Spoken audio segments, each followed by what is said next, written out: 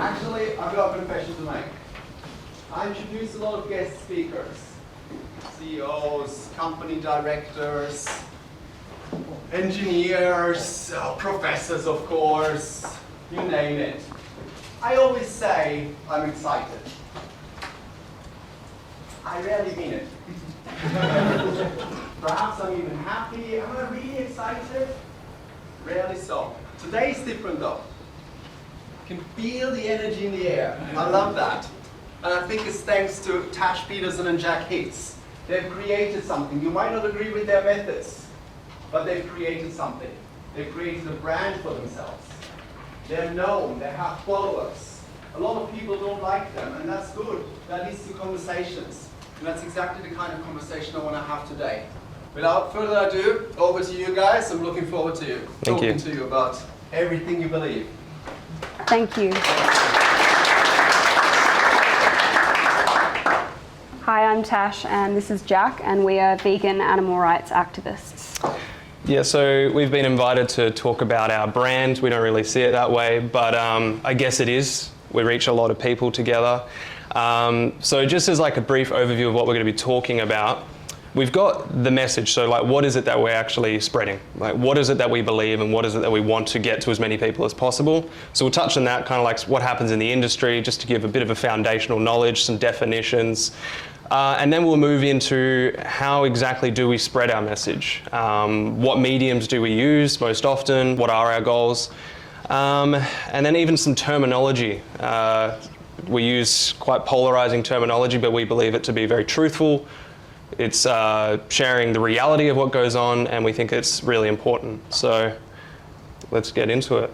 Yeah, so just a bit of an insight. We've both been vegan and animal rights activists for roughly 6 years. We didn't know each other at the time. We met through animal rights activism. My journey into veganism literally happened overnight when I watched a documentary called Food Choices. And I realized that I was going against my morals of being against animal abuse, exploitation, and murder. And I was so morally driven, I changed in that moment and knew that I would be vegan literally for life after realizing the realities of what's happening, not only in the meat, dairy, and egg industries, but all animal industries that are using them, whether we're talking about the clothing, animal entertainment industries, which we'll talk a little bit more about later. I created a t-shirt brand in my first 6 months of being vegan. I had no idea about animal rights activists or groups at that point in time, so I was just using my t-shirt brand as a way to spread my message, big bold messages that I didn't see in any other vegan clothing, hence that's what led me to start my own brand. And of course, using social media to spread the message. I wanted everyone to know this truth, and I feel like that I'd been betrayed and lied to, and that was the beginnings of my activism.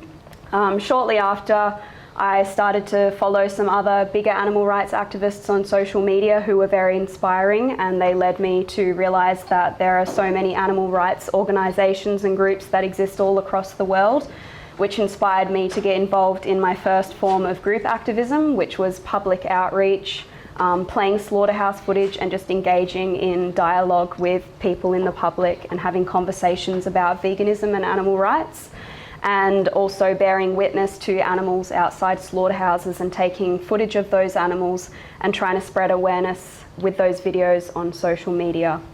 And shortly after that, an animal rights group called Direct Action Everywhere came to Australia for the very first time. So they're an animal rights group from the US, and they're more direct action and disruptive style activism. I missed out on one of the first protests that the Direct Action Everywhere group did in Perth. And it was a restaurant disruption in Outback Jack's, and it made me feel incredibly uncomfortable because they received international media attention and a lot of public backlash, and I actually felt incredibly relieved that I wasn't a part of it. And just a few years later, here I am doing some really hardcore restaurant disruptions. It didn't take too long for me to just participate in myself. 6 weeks later, I was doing my first disruptive protest in a supermarket.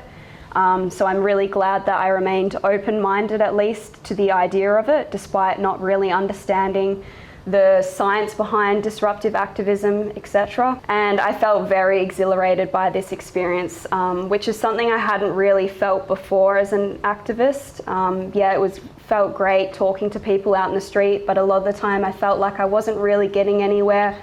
I wasn't making much of an impact, but when I was able to grab media attention in this group disruption, I felt like some form of change was happening, because there were so many media articles about us and news stories that everyone was talking about it, and that's when I realised the power of disruptive activism in terms of creating social awareness and social change. So since that moment, I've ran onto a football stadium during a match with a flag, which received international media attention. I've disrupted, as I said, restaurants, supermarkets, fast food chains, the Royal Show, cattle judging events, and a variety of other events and businesses that are exploiting, abusing, and murdering animals. And through those actions, I've been able to generate a lot of media attention, including internationally. Jack and I have been working together as activists. As I said before, we met through activism, but just the two of us. We've been working as activists for a couple of years now. When I asked Jack to come along and film a disruption that I did in McDonald's, which later on received 15 million views on TikTok and led thousands of people to the very documentary that we're marketing here, which is called Dominion. Yeah, so my introduction to activism and veganism is quite similar to Tash's. I went vegan same time as Tash did. I didn't know her at that point in time. It was about 6 years ago. 6 years ago? About that? What's that? When you first went vegan? Yes. Yeah. Same. Yeah. About then. I wasn't overnight. I kind of transitioned over time. I was doing it for animal rights reasons, health reasons. I was always really conflicted with what I saw that happened in slaughterhouses. From a young age, I saw footage and I always thought it was disgusting. I thought it was terrible. But I kind of always thought that I needed to consume animal products to be healthy, so I continued doing it. And then it wasn't until I watched a few speeches, maybe a documentary, that was talking about the health effects, mostly the fact that you can thrive as a vegan and still be healthy. That was enough for me to just be like, okay, well, I'm going to give it a go. Like, I remember all that footage I saw as a child, but now I kind of have the key, which is that I can do it and be healthy. So that's kind of what flicked for me. And then it was actually my mum that got into activism first. And she was doing similar stuff to Tash, and she was doing like Cube for Truth, so that's where you go and you do outreach and you talk to people of the public. And then she pulled me along to one of those. I was really resistant. I didn't want to. I hated having any attention on me. And yeah, that was the first step. And then I went out and did DXE, Direct Action Everywhere, which Tash mentioned. And that's where we're holding signs and we're just marching through the public, and really just maybe doing chants and stuff like that. That's kind of where it started. And then it was when Tash asked me to come film her first protest, and that's where we are now, 3 years ago, and still doing it to this day. So yeah, that's pretty much a good overview of us. So I guess what we can now move on to is some basic definitions that we think are important that everyone knows in terms of our message and what we're trying to market. Yeah, so veganism is often misunderstood as a diet, but it's in fact an ethical view against animal exploitation and cruelty. So it extends, obviously a diet is a huge aspect of veganism, but it extends beyond that to our clothing choices, not profiting animal entertainment, zoos, aquariums, etc. And yeah, animal rights is obviously a big aspect of that. It's an animal rights perspective for the belief that non-human animals deserve rights as well. They don't deserve to be subjected to exploitation, rape, torture, abuse and murder, which is what they are subjected to in the meat, dairy and egg industries and all industries that are using animals. Yeah, so knowing that, it's then important to consider, well, can I actually go vegan and thrive? Because if you can't thrive and you can't survive, well, what's the point? So you do have a choice, and this is a consensus of the Academy of Nutrition and Dietetics. There are many other dietetic associations that also have a similar consensus, but this is a really nice, concise one. So it is the position of the Academy of Nutrition and Dietetics that appropriately planned vegetarian, including vegan diets, are healthful, nutritionally adequate, and may provide health benefits for the prevention and treatment of certain diseases. These diets are appropriate for all stages of the life cycle, including pregnancy, lactation, infancy, childhood, adolescence, older adulthood, and for athletes. So I guess that is a real core thing, because if you can't thrive, and you can take a look at the evidence yourself, it's all there, but if you can't thrive, well, what's the point? So knowing this is really powerful. And if you can access and afford to eat animals in our society with access to Coles, Woolworths, you can access and afford to eat plants.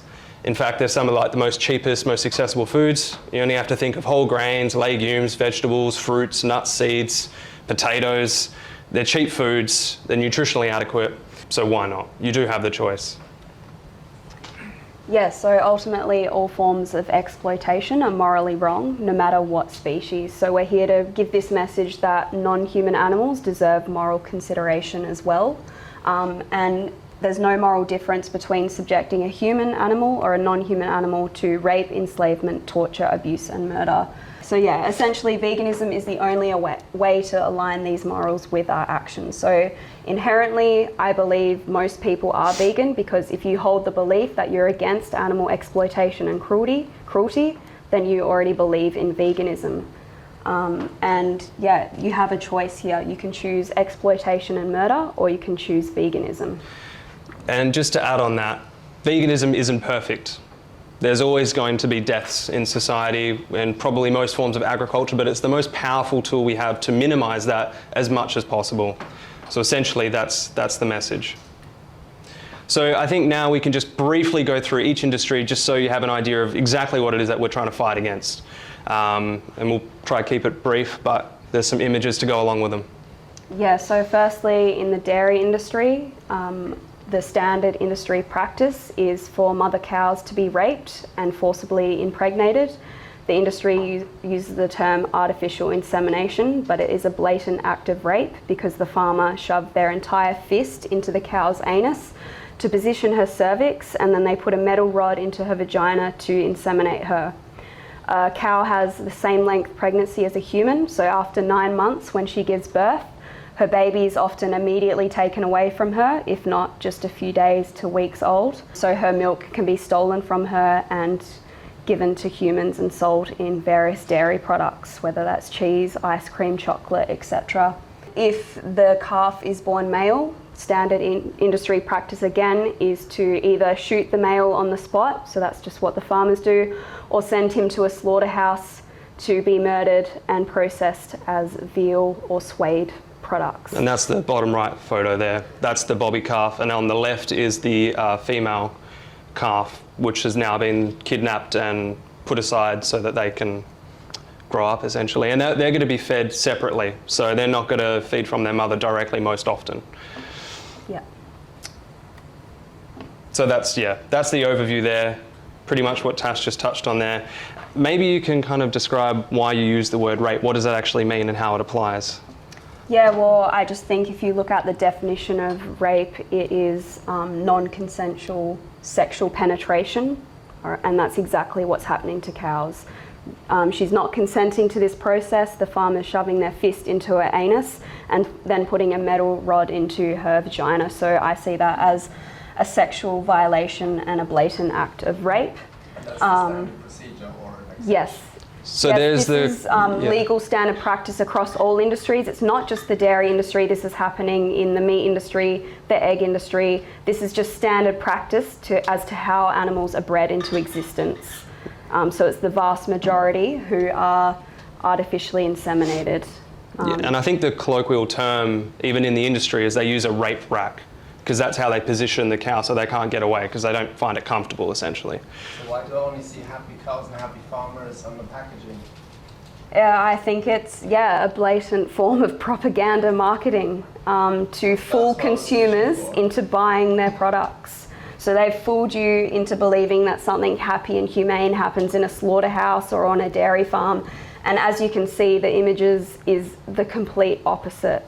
And even, in the videos of, selling the meat and dairy products, green fields, green pastures, and it's just not the case at all. But even if it were the case, and often they will be grass-fed, they all end up in a slaughterhouse at a fraction of their natural lifespan. So even for dairy cows, when they're spent, when they're no longer profitable, they're not producing enough milk, they will go to a slaughterhouse. What age is that? What fraction? It's roughly about 5 years of age is the standard dairy cow when she's considered no longer profitable. So yeah, they murder the dairy cows as well. Their average lifespan is, I think like 20? Yeah, about 20 years. So like Yeah. a quarter into their lifespan, they're sent to a murder house. So the egg industry, so this is just an image of myself. This is one of the hens that I rescued from a battery cage. She's probably one of the lucky ones because, again, there's so much exploitation, abuse and murder happening in the egg industry. You can see the image just here is actually 1-day-old chicks being ground up alive in a macerator. These are the male chicks. So again, similar to the dairy industry, they're considered not profitable to the industry. They don't lay eggs. They macerate them on their first day of life, or they put them in a bag and gas them to death. Again, standard, legal, RSPCA approved industry practice. And the egg-laying hens are sent to slaughterhouses at about 18 months of age once they're considered no longer profitable. They're genetically modified to lay up to 12 eggs a day, and naturally they lay about 12 eggs a year. So I've seen some pretty horrific things going into these places, including the free-range farms. I don't see them as any different apart from they're in a bigger cage. That's the top image there. That's a typical free-range farm, yeah. Yeah, so as you can see, they're still confined. They're not in these grass areas as you see on the advertising, but again, emphasising Jack's point, even if they were, it's still a blatant form of exploitation, slavery, and they're still murdered at the end of the day. Yeah, same as dairy cows. When they're not producing enough eggs, they go straight to the slaughterhouse because it doesn't... Milk. What did I say? Eggs. Dairy cows. Yeah, same thing essentially. Meat. Yeah, so I think this says it all.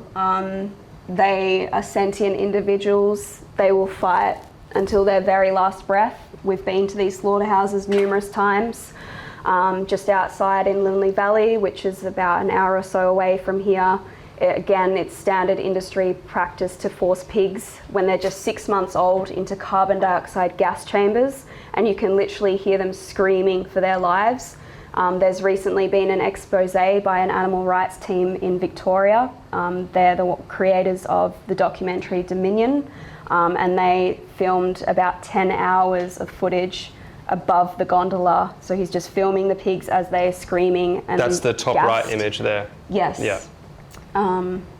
So there's no such thing as humane slaughter. Again, another marketing tactic by these industries to make you think that something humane happens in a slaughterhouse, and I would say that's a blatant oxymoron. Nothing humane happens in a slaughterhouse. If you look at the definition of humane, it means to show compassion and benevolence. So how on earth can this be compassionate? Absolutely not. Most of these individuals are babies when they're murdered as well. Even if some methods to kill are better than others, would you agree with that? I mean, both. Well, what I would say to that is... I agree that it's an oxymoron, but there are still some methods that are perhaps more humane. Sure. Fair to say. Well, then let's say that there was a method that was completely pain-free and there was no family members, because animals have family too. They will experience that suffering of loss. So let's say there was none of that, no suffering whatsoever, which is hypothetical. But you replace that with a human. So let's say whilst you're sleeping, one of you don't have any family members, I went up and shot you in the head, you didn't know what happened. Would that be right? No, it would be a human rights violation. And that's why we argue for an animal rights violation, because they don't deserve that. They deserve the right to live, essentially, is what we would argue fundamentally. Yeah, I'd say, there's just no humane way to commit an act of murder. And that might seem unusual to say that non-human animals are murdered, but that's just the truth. A murder is an unnecessary act of killing. And again, just going back on everything before, we believe that this is completely unnecessary because we can thrive and survive without subjecting animals to this violence. And yes, of course, the fishing industry, which I would say, obviously all of this, I call it the animal holocaust, but this by far is the largest holocaust in history, with 2.7 trillion fish ripped from the ocean every year. And not only are fish the victims of the fishing industry, Millions, if not billions, of dolphins, turtles, whales and other marine animals are victims of this industry as well, in the form of bycatch, and even dolphins are considered as competitors to the fishermen, and they will murder them as well, and that's been documented on many cases, I believe in Japan and France, and I wouldn't be surprised if it's happening everywhere else. And I highly recommend watching the documentary SEASPIRACY to see what is going on in this horrific industry. Despite popular belief, fish are sentient individuals, they feel pain. There's even some evidence to show that they feel pain more exaggerated than we do. And they obviously have the desire to live. And I would argue the fact that there is no moral difference between drowning a dog in the ocean and ripping a fish out of the ocean, because it's an act of murder and suffocation and a violation of their rights. Yep. And yes, of course, now we're extending out of the food industry. I think most people, thanks to activists, would agree that a lot of these forms of entertainment are morally wrong. You know, I think a lot of these countries have banned circuses. There's a lot of awareness about SeaWorld now. Some people still go there and support SeaWorld, but thanks to activists and exposés, there's a lot of social awareness and change towards these industries as well. And I'm certainly, through my years being an activist, seeing a massive shift in Australians' perception of the horse racing industry and the greyhound racing industries as well. Again, thanks to activists disrupting and also going undercover to expose the horrors and cruelties happening in these industries. And yeah, fashion industry is very similar in the same sense as in terms of the fur industry. We're seeing a lot of big businesses and companies get rid of fur, thanks to a lot of activists, particularly in the US, doing a lot of disruptive activism and exposés. So again, most people would say that they wouldn't wear fur, but they're wearing cow skin. Again, it's just kind of pointing out those hypocrisies in our society. There's no moral difference between murdering an innocent fox or rabbit and wearing their fur jacket, or murdering a cow to wear leather boots or a leather jacket. And a lot of people would say that leather is a byproduct. It's a byproduct of the meat industry, so you're not actually funding anything there, but it's actually a co-product. It's a massive industry, and it's a very, even environmentally speaking, it's a very detrimental industry. But we always come at it from the animal rights perspective that if you wouldn't wear human skin, you wouldn't wear dog skin, you wouldn't wear maybe fur, if you're against that, why would you wear cow skin? So are your shoes not leather? No, these are vegan leather. So it's just synthetic and recycled materials. Yeah. Yeah, so there are a lot of bigger brands now, thanks to supply and demand. Nike have a whole range of vegan shoes, and a lot of bigger companies as well are now bringing in, you can look even at Adidas. What else is it? Just like lots of big companies are now bringing in the vegan leather alternatives. And Yes. Yeah, next question for you. So why do you think activism around the entertainment and fashion industries has been like arguably more successful in decreasing that prevalence relative to food industries? Good question. From my knowledge, I think protesting and activism and exposés to those industries has been going on for a lot longer than the food industry. So I'd say that's probably one of the biggest reasons. I think another reason is people really hold on to their diet and their food choices, whereas people are happy to let go of, all right, well, I just don't have to buy a fur jacket now, I'll just buy something else. So it's easier in that term of social change as well. So I'd say those are the two main factors. And you're not buying a leather jacket 3 times a day as well. You do it so often, it's a habit, and it's something that's harder to break for most people. Yeah. And just quickly touching on the wool industry as well, because there's a lot of misconceptions and misunderstanding as to why the wool industry is inherently cruel as well. Again, sheep are murdered a fraction into their lifespan once they're considered no longer profitable. We've witnessed victims of the wool industry in Fremantle Port. They're sent on live export ships a majority of the time and sent over to other nations where they're brutally murdered, just throat slitting straight up. And just the act of taking the wool from their body is cruel. There's been endless documented cruelty in the wool industry, workers beating the sheep, throwing them cutting them so they're bleeding out terribly. And again, our argument is they should not be bred into existence in the first place, and it's all about supply and demand. Every time the consumer is profiting these industries, more animals are bred into existence to be subjected to this cycle of torture and violence. So our argument is they shouldn't be bred into existence to be enslaved and subjected to this cruelty and violence. So moving on to our activism and how we spread our message on behalf of non-human animals. So firstly, they can't speak up for themselves. So as vegans and animal rights activists, I believe that we have a moral obligation to be speaking up for them. Everyone's ignoring their screams in the slaughterhouses, their cries, etc. So it's my job to bring that to awareness. So yeah, kind of going back on my storyline before, most of my activism is disruptive activism and a little bit of civil disobedience as well. So often when I do a disruptive protest, I'm shouting really loudly, trying to generate as much attention as possible to the animal holocaust. What's that? Just can we get a feel for what you do without going, like, just maybe a quick shout? Oh, you want me to do it right now? Well, yeah, you start it. I can try. She's got a scary voice. I know. Are you sure you want me to do it? And I'm still kind of I've lost my voice a bit because we did a really big disruption on Friday. So I don't want to destroy my voice anymore. Like I went next level. I mean, we can play a video later if you want to see a clip. So they're just like really loud, trying to generate as much attention as possible. And I think it's proven to be successful through my own personal experience. And even looking back on history, if we look back on many previous social justice movements, whether it's the gay rights movements, the suffragettes, civil rights activists, they all participated in disruptive activism and civil disobedience to generate a huge amount of attention. It's crazy to believe that it wasn't that long ago that homosexuality was considered a criminal offence. In New South Wales, homosexuals were jailed for life for engaging in homosexual sex. And look where they are now. It's absolutely amazing, and it would not be this way if they had not engaged in disruptive activism and civil disobedience. So I think history confirms to me personally that what I'm doing is right. Through my activism, I've been able to reach tens of millions of people around the world, and I've been able to receive that feedback thanks to social media.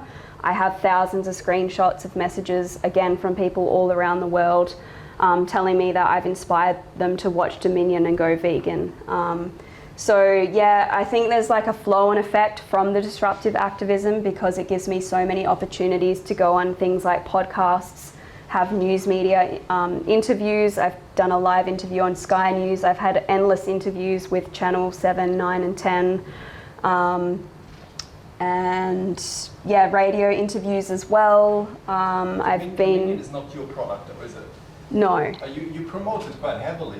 Yes. Just as from a business perspective, I think since you have a strong brand, since you have so many followers already, don't you think you need your own line of products? Your own documentaries, your own books, your own, not just content on social media, but go beyond that?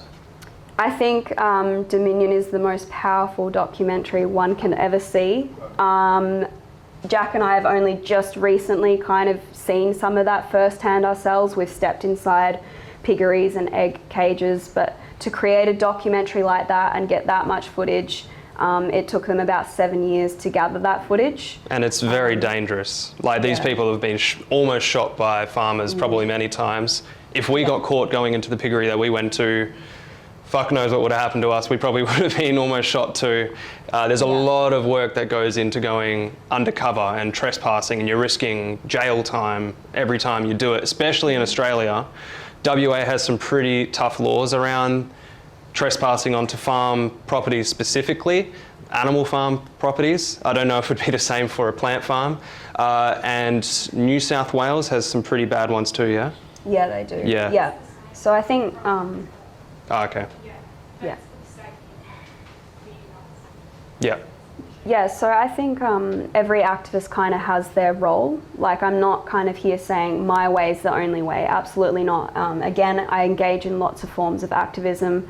But yeah, to dedicate 7 hard years of my life to exposing footage that's already been exposed, I don't feel the need to create my own documentary. I feel the need to get as much exposure to the footage that already exists. Why is there so much controversy around you, around your persona, especially you, Tash? Like, you're banned from pubs.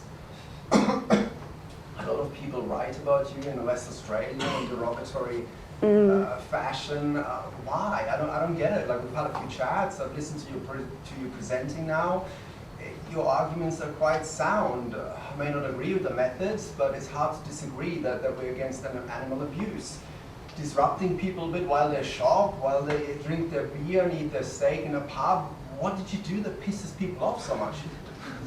Yeah, well, I've faced a lot of physical violence and threats as a result of my activism, and it's just, I think, the nature of disruptive activism. It generates so much attention. It's seen as so controversial. From watching their Netflix show in the evening, I don't get it.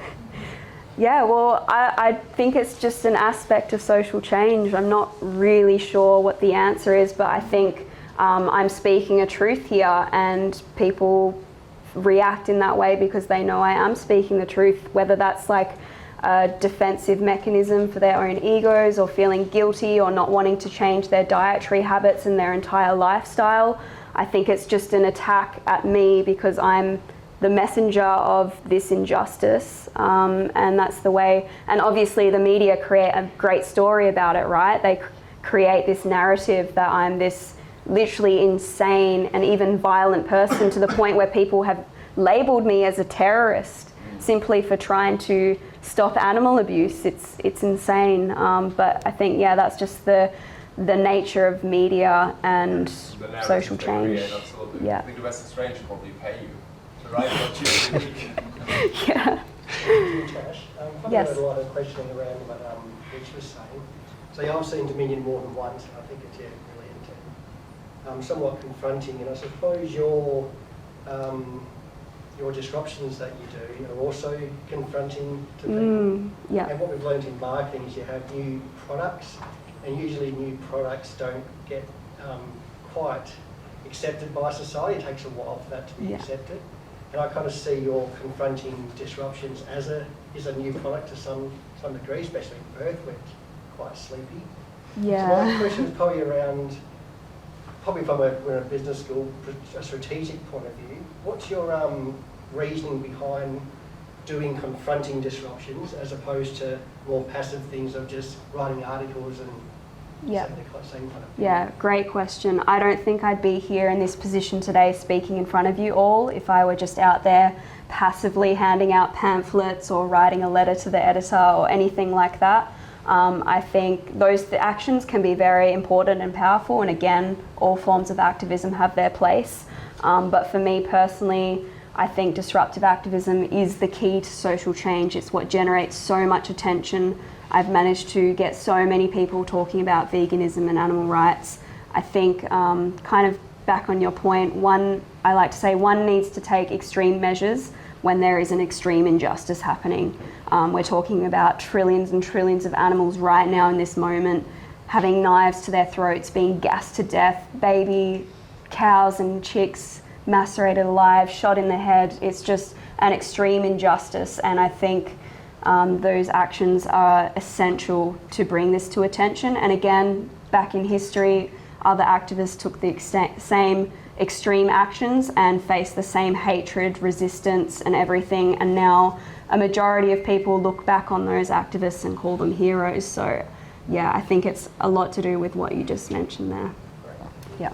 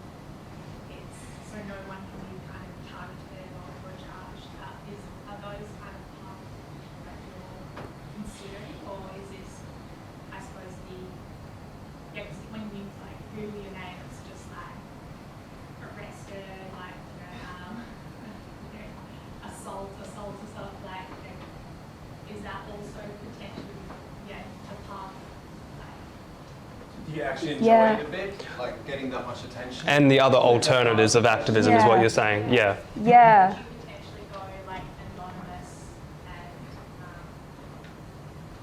and go down more kind of innovative ways. I don't see myself going in that direction. I honestly feel like I was born in this world to do this. Like, this was completely incidental that I happened to become a solo activist and do the things that I do today. I truly just feel like it's meant to be that way.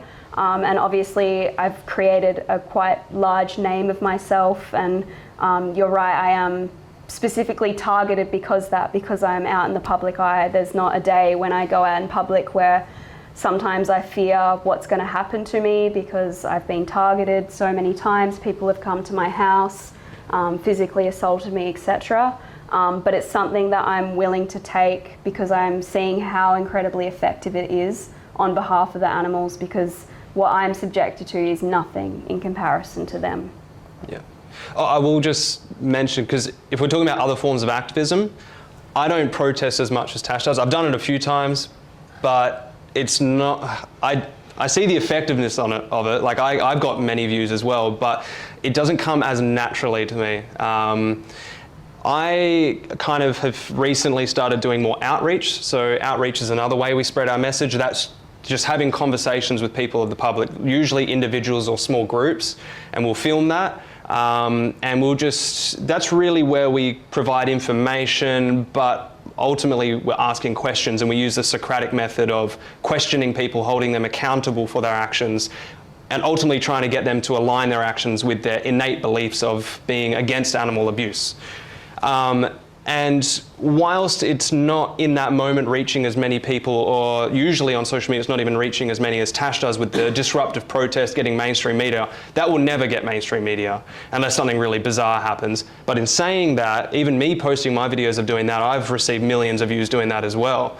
Usually that's when you're outreaching somebody a little bit delusional, and they make it really obvious that they're trying to go against you. It's typically like the very religious people that have got a lot of views, like some guy claiming to be a prophet and using God as an excuse to murder animals and stuff like that. They typically do really well, or when they're really funny. Like some guy, young teenager we interviewed at a beach, that got like almost 10 million views on TikTok. I don't know why, I think he's just funny. But at the end of the day, most of those views are going to be people going against us. But we see that as a success, because if we're able to just spread that message, that's our main goal, is just spreading the animal rights message, and that one video got 1 million views, that's 1 million people that have encountered the animal rights message, of which they may have not otherwise. So that's a success as well, whether it's just having a conversation with somebody. So there are many forms: protesting, outreaching. Do you measure your return on investment at all beyond views? Like, how many people do you actually convert to become vegans? Because I look at myself and I can see the message, and I start crying when I see the trucks with animals in Fremantle, because that they can't hide. They transport them and you see it occasionally. A lot of other things are hidden. And I watched SEASPIRACY, I stopped eating fish for a while, and yet I eat fish again and I eat meat regularly. How the fuck is that possible? Good question. I mean, social change is not just going to happen overnight. It is a slow process. Some people will go vegan in the moment of hearing one sentence about animal rights. Some people will go vegan a few years later down the track, and that's why I really emphasize the fact of all forms of activism working together. For example, the activists that do the exposés and get all this footage, the disruptive activists can bring more attention to that footage, like myself, that's a perfect example. But still, maybe someone might not change hearing my message or watching Dominion, but maybe they stumble across an activist and have, like Jack, and have an outreach conversation where he holds them accountable and makes them realize their hypocrisies, and maybe they'll go vegan in that moment, or maybe that will make them 50% closer to changing and becoming vegan. So It's all, There is hope for you. I think you just need a good outreach conversation with Jack. We call it planting seeds. So it's like we never expect someone to go vegan watching one video, 10 videos, having one conversation with me or Tash.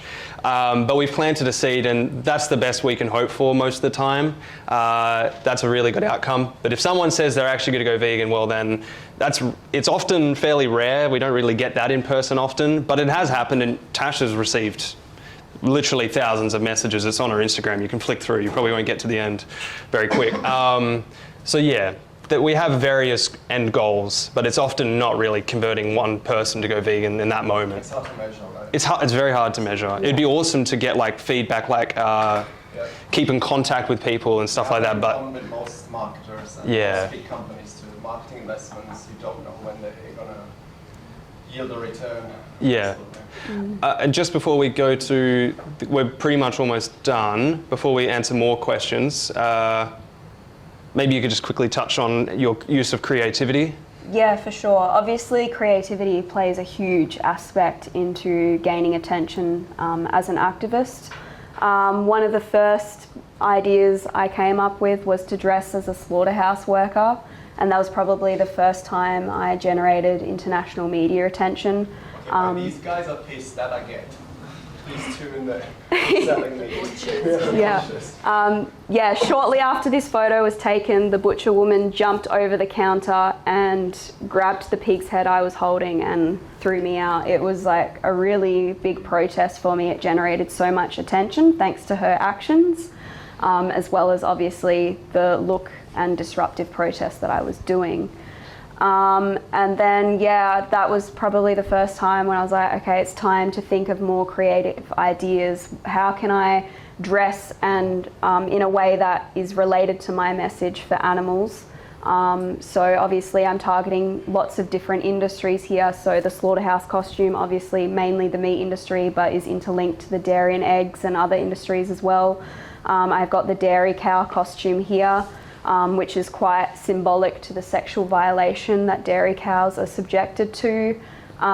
This is when I disrupted a Louis Vuitton store, so that was targeted at the fashion industry for skin, scales, feathers, and that was probably one of the biggest protests I've ever done. Something about the blood on the body was really capturing to people. Or maybe nudity.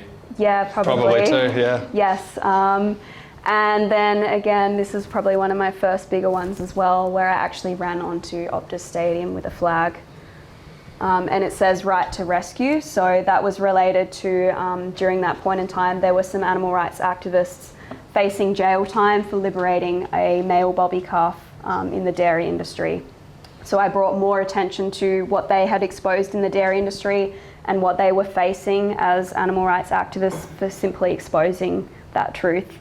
So it was more so the message of people should have the right to rescue and liberate non-human animals who are subjected to exploitation and violence. And we've already pretty much touched on the terminology, but we, as you can tell through this talk, we rarely will use industry terminology. We consider them to be euphemisms because they're neutral in terms of, or even positive sometimes in conveying what happens to the animals. The examples are like artificial insemination. It's a very neutral term. It's not really morally driven in any way. What are some others? We got slaughter is the obvious one. Animal agriculture, livestock. There's all these euphemisms that. Just add one here. Yes. I think there's semantic distancing happening too. Apparently, for consumers, it's easier to order beef than cow. Yes. So that's interesting. Except for how we chickens find and words fish. that distance us from the very act of purchasing meat. Yeah. It's very much related to that, isn't it? Yes, absolutely. And that's why it drives me crazy when someone's saying, oh, I'm eating a beef sandwich. No, you're eating a cow. You're eating someone's body. You're eating a person's body, because I believe non-human animals are people too, because they have all the traits a person has. They're sentient individuals. They have kinship. They are self-aware. And some species are shown to have like a morality, essentially. So they hold all the traits of being a person. So it's like, no, you're eating a person's body. Octopuses, they're literally smarter than us. Well, then the One question. reason they haven't overtaken us is because they can't pass on their knowledge to the next generation like we do. Yeah, and intelligence is something that's, it's a bit of a hard measurement, I think, because it's relative to the species. We have a certain intelligence, but it's completely different to a wolf and their intelligence, or a dog and their intelligence. It's relative to what they need to survive. You know, that's evolution.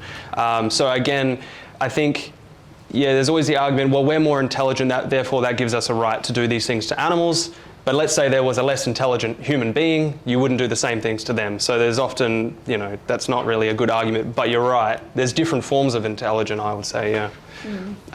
But yeah, so we will use these terms instead because they hold moral value in them. Rape, it's a fact, as Tash said. We know that's morally wrong, but that's literally what's happening to them. Yeah, and yeah, there's a clear reason as to why the animal agricultural industries are using euphemisms, and that's because they don't want you to know the truth. They want to disconnect the consumer from the realities that are happening to non-human animals. So all these terms, as factual as they are and straightforward, are seen as very controversial, which only gives us more media attention. When I'm going in and saying, well, this is the animal holocaust, there's like outrage from that statement. But if you just look at the definition of a holocaust, it's a mass-scaled slaughter or destruction. So it definitely applies to what is happening to non-human animals if you look at those definitions. But again, obviously, I think terminology is super important just for, yeah, holding that moral weight and making people realise how severe these atrocities are happening. And again, a flow-on effect of that is more attention to what is happening. These are more memorable terms as well. The moment you hear them, you're less likely to forget it. You know, if someone says, there's someone slaughtered an animal on the weekend versus someone went and murdered an animal on the weekend, two very different things. I think that you hold on to that a little bit more, you know, deeply. Okay. Is there any more questions? So many. Yeah, just at the front. Tash and Jack, really appreciate you coming today, and have to admire your conviction and commitment to the cause. Thank you. One question I have for you, so as you think back over what has clearly been a pretty successful career so far, if you think about being more effective or reaching more people, what's one thing now that you look back that you would have done differently to be more effective? Good question. I honestly don't think I would have changed anything. I feel like overall I'm just amazed that I'm still in this position to have generated so much attention to something that I feel so strongly about. Honestly, wouldn't change anything at all. Obviously, yeah, it becomes more and more difficult to grab the same amount of attention. You can't just do the same idea over and over again and expect the same results. So I think maybe sometimes I put a bit too much pressure on myself, and I need to check back and say, wait, what I've done, I should be so proud of. I've been able to bring so much attention to animal exploitation, abuse and murder. But yeah, I don't think I'd change anything. I always, if I were to look back, I would probably say I wish I didn't care what other people thought of me earlier on. I was always more self-aware, always aware of other people and what they thought of me. That was something I always struggled with. I would resist using certain terminology that Tash used. I didn't want to use the word Holocaust. I didn't even want to say murder. I didn't want to say rape because I just thought it would put people off, and it might do. But then I just learned, well, it's the truth. Why would I not tell the truth? So I wish I did that earlier, and I probably would have been a lot more active and more vocal earlier on. Cool.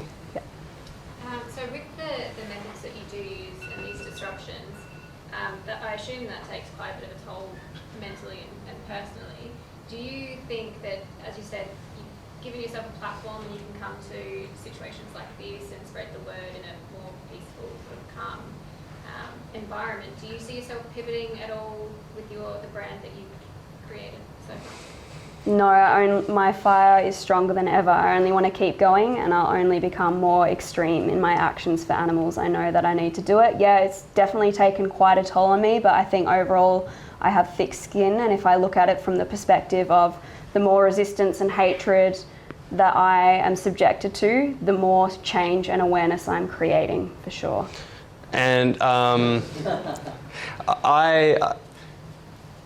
I really experienced a burnout at the start of the year, just being a camera person, because I was continually being attacked. They go for the camera person for some reason. They don't want the video to get out there. It always does, so I don't know why they do that. And they were slandering you as well. Yeah, I've been labelled really a pedophile by Like, hundreds really? of people on the internet. It's going around everywhere. So, yeah, it was really taking a toll. And every time we were going out to do something, even if it was just doing outreach, talking to people, I would burn out and I would want to go sleep just at the thought of it. And that was only the start of the year. So I had to take a bit of a break. Not that I actually took a break, but I guess I didn't think about it as much, put time into other things, but now it's kind of really just rebooted, and it's just funny how that happens. You get all your energy back and you want to go do it often. So it does come in waves sometimes, not for Tash, but you've definitely experienced the toll of that as well. Like it really hits Tash. Yeah. But yeah, we just want to keep doing it. But it's awesome doing these things too. We want to do both. It's great, yeah. In the red jacket? Yeah, you guys have done an amazing job, and how anyone who's so devoted and dedicated to anything these days, it's pretty rare, it's getting rarer and rarer. But I see it as pretty much the future. The younger generations, it's becoming more and more natural to embrace veganism or having those options, just like renewables, that whole industry. So much kickback years ago, now it's getting more and more accepted, and I believe it's only a matter of time before it's out of the picture completely. So your active, your disruptive activism, you'll probably be out of a job at some stage.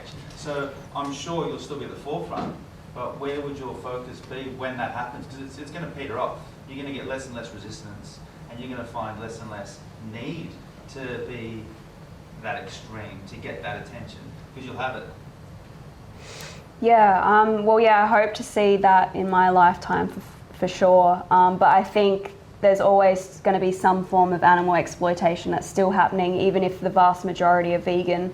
I don't see myself stopping until I see that complete animal liberation, for sure. I'm sure there are other causes you could fight for. Yes, absolutely. Yeah, I mean, I'm passionate about the environment and all violations of rights. So I'm sure there'll always be something for me to do. Yeah. And it's funny, you only have to go to the eastern states to get a lot less resistance. They're so used to protesters over there. Whenever we go there, we still do it because it's a great opportunity because we don't get arrested. But you just see it, like Tash will walk into, recently we did Kathmandu to talk about the fur industry, the down industry. Yeah. And you just walk in and they don't do anything, they just look at you, they know what they're doing. There, but whereas here, everyone gets so emotional, whether we're talking about the police, staff members, they react so emotionally that they're happy to grab me by the neck, which is what happened to me at a restaurant on Friday. So it's crazy, the contrast between here and over east. Even at the start of the year, I got arrested for simply filming. Actually, I wasn't even filming. He just rocked up to a protest. Not even a protest, it was just holding signs. It was a protest, but very mellow. Yeah, more mellow. More mellow. And I was standing back. I only just got the evidence the other day from the police officer, and I could have been anybody. He didn't even know who I was, but he did know who I was. And I kind of take a step back, go to film the interaction, and he comes straight for me, and he gives me a move-on notice without knowing who I am, what I'm actually, didn't ask any questions. And then because I was kind of resisting a little bit, just really asking questions, but I didn't move in the direction where I wasn't supposed to go, he just arrested me. So it's crazy, some even just the police backlash that we get. Yeah. It's very fantastic to listen to your views. But I sort of disagree with the statement that food is a choice. But I think food is not only choice, it's a compulsion too. The thing is, have you ever been in any developing countries? No, I haven't, no. That's why, like you are saying, food is choice. Yeah, for the vast majority, yes. So for the vast majority of the human population, it is a choice. Yeah. Obviously aware that some human populations rely on animal products for their own survival. So it's a matter of the vast majority are not in a survival situation. There's no necessity or need to be abusing, exploiting and murdering animals. A lot of third world countries, in saying that, are literally living off a plant-based diet anyway. So no, not really. I mean, you can say that you are just reading an article, whatever the media is showing, or you have never been there. But let's say... I have lived my, like quarter of my life in the country like Papua New Guinea or India or similar sort of place. They like 65% of the population surviving on milk and more vegetarian, I would say. Very less on the meat product. Now they are gradually increasing. But if you go to Papua New Guinea, most of the people are surviving on the pork or some other chicken, that sort of dishes, not only the vegetarian thing. But the thing is, if you have choice to eat the vegetarian thing, definitely you will eat it. But if you don't have choice to eat that sort of things, you will not go for the meat product. Meat is just, it's kind of the propaganda you are circulating everywhere. Everybody is eating meat. No, I don't agree with that. I mean, this sort of thing is, being a vegan is good, but just stopping the milk thing, you are trying to break the food chain. Food chain. You can yes, human cruelty or the animal cruelty is definitely bad thing. But insemination sort of thing. Indian population, 70% population in India, they are surviving on agriculture. Animal agriculture or the crop agriculture, that sort of thing. I know a lot of Indian activists who are saying that there's no excuse for any Indian person to be subjecting animals to cruelty and violence, so it's quite easy to actually, in fact, be vegan. I mean, it's easy to convey your message in a developed country or first world country, but it's not, how will you convince the people who don't have one time of food and they are just surviving on some sort of meat or something like that? How will you convince them?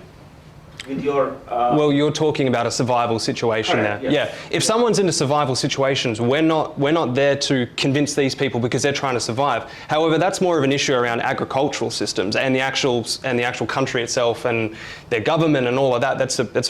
That's a pretty big issue there, and we're not going to downplay that. However, in most countries, they do have access to these most fundamental foods. And if you're specifically talking about milk there, what is it in milk that you can't get in plant-based foods? You're not a baby cow anymore. So what is it that you're actually pointing to with the dairy there? I mean,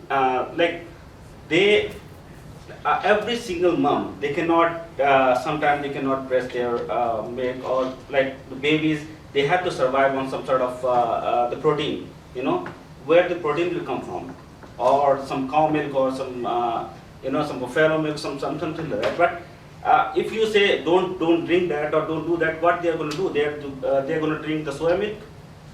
What's the argument? Let's just park that question for a minute. We've got a few Sure. but we will get there perhaps later in sessions. Yeah. So thank you for coming and presenting.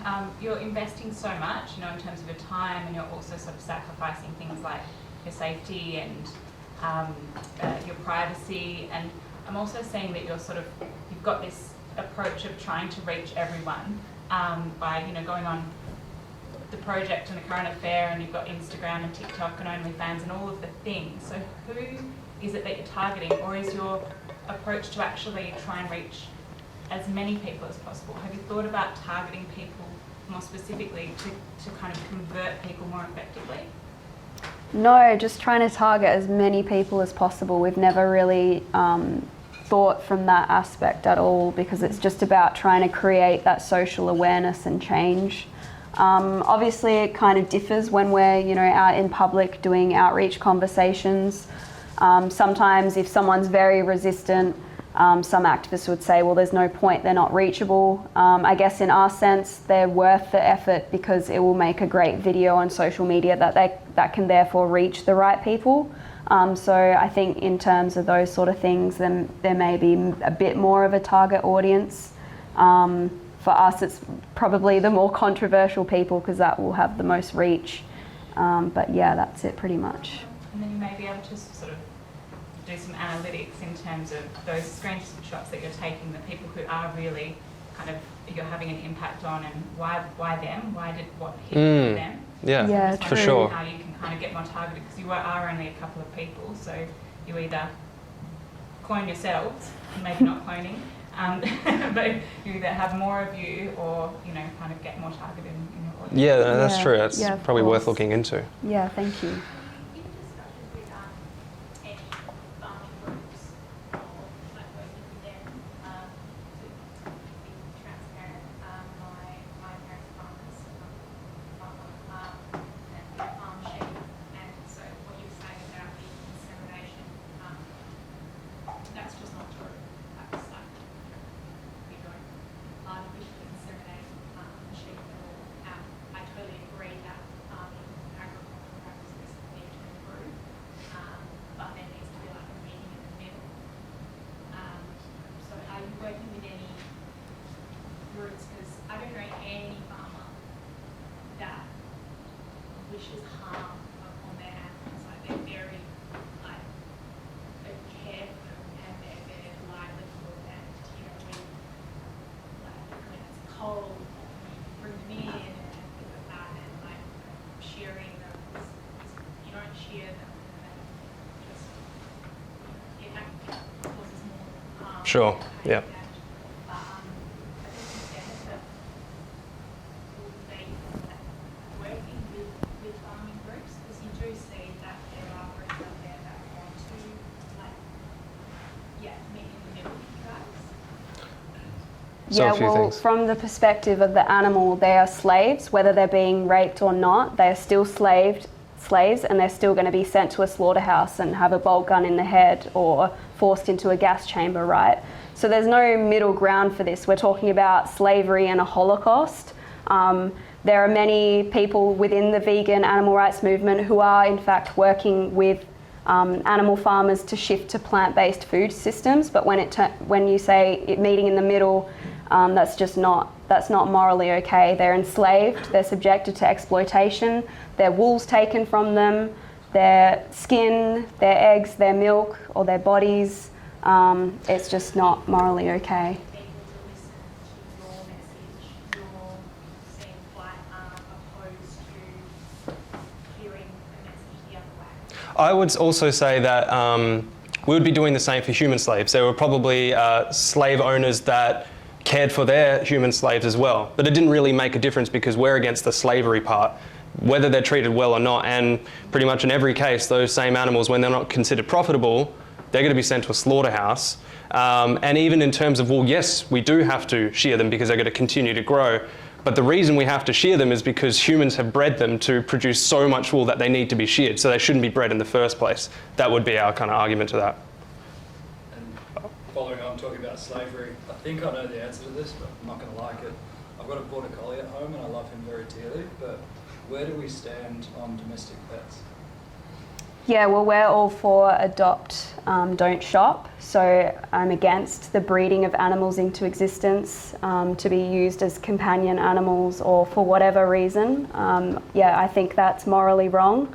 But at the moment, there are literally hundreds of thousands of dogs, cats, and other animals in shelters their lives will be taken from them if people aren't adopting them. So I absolutely support adopting animals and bringing them into our homes, and that extends to all animals. I'm all for liberating animals who are enslaved in the meat, dairy, egg, leather, wool, fur, etc. industries. Who haven't we asked? Guys, we've got more material to cover today. Yeah. Who wants it the most? In the black? So, I heard you earlier, and it's very like sort of compare the movement with the vegan movement in terms of how you achieve change. It's true that there's a lot of disruptions at the beginning, and the real way that we actually achieve change was actually finding a seat on the table and try to make the change from within. I'm wondering what are the options you're considering to actually make a change from within, because it's not the same. Yeah, there are many activists. There are politicians now, and they're doing amazing work. We're doing what we feel that we need to do. We're playing the role that we want to do. That's disruptions, that's talking to people of the public, and that's creating social media. But as we said, there are politicians. They're doing amazing work now. What other activism is there? Or just the undercover expose, Yeah. the whistleblowers exposing the atrocities. There's so many different forms of activism, and again, they're all interlinked and they all work together, and we're just doing our role in this big movement of activism. Quantitative research that prove or can take as measuring that the impact that you're doing is not affecting what you're trying to do from within as well. So how do you find that balance between those? How do you make actual research and see like, okay, this protest generate this much view, would it actually help to move this a little bit in the law? Is there any connection between those two things happening? I mean, I'm so busy and invested on just the next vision and goal that I have that I have very little time to really look deep into the previous protests that I did and see how much, how much of an impact did that have? How, like, can I interlink and see how many people message me saying they've changed because of that particular protest? It's very difficult to do, but I think sometimes in my mind I just have a general idea like, wow, that protest was pretty good, that was amazing, but if I did it again then I would have nowhere near as much impact. So it's more about just continually moving forward and creating new ideas and what can I do next to generate as much attention as this protest. Also, I think maybe how do you think it impacts other activists not doing this style of activism? Maybe that's kind of what he was asking too. Oh, okay. So impacts. Oh, anyway. There are many more questions, which is a really good sign, guys. You've done a great job. Round of applause, please.